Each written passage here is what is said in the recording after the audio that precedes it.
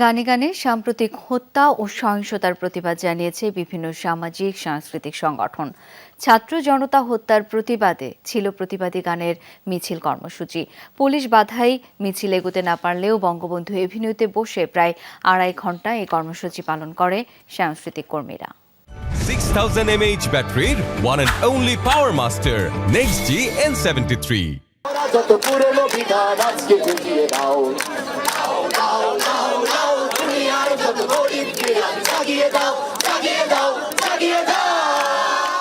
শহীদ নূর হোসেন চত্বর পেরিয়ে বঙ্গবন্ধু অ্যাভিনিউর মুখে প্রতিবাদী সামাজিক সাংস্কৃতিক সংগঠনের অবস্থান।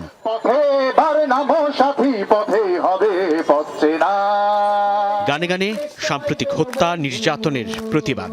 আমাদের চোখে নতুন ভোরের স্বপ্ন, গলায় গলা মেলানো, রাজপথেই রংতুলি আঁচড়ে শিল্পীর প্রতিক্রিয়া, কবিকণ্ঠে আবৃত্তিতে তুলে ধরা সহিংস দিনের স্মৃতি এবং বিচারের দাবি।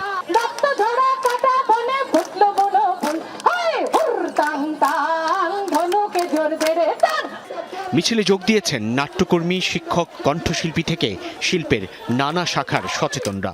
কণ্ঠে বিষণ্ণতা আর দ্রোহ। কোলে কোলে রাখছি আমার পাখিটারে, সেই পাখিরে কই নিয়ে যাও দোলায় করে।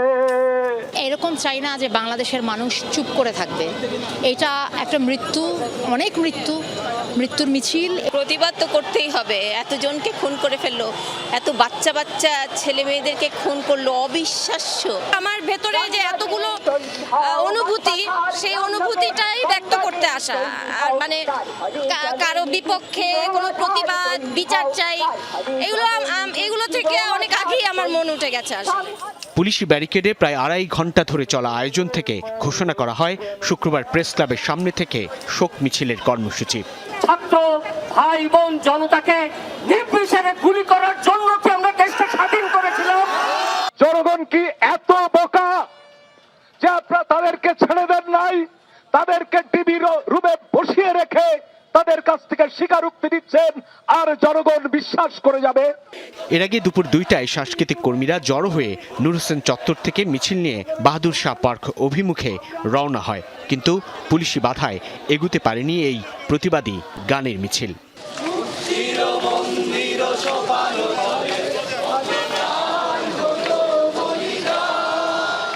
সাইফুদ্দিন রবিন, যমুনা নিউজ, ঢাকা।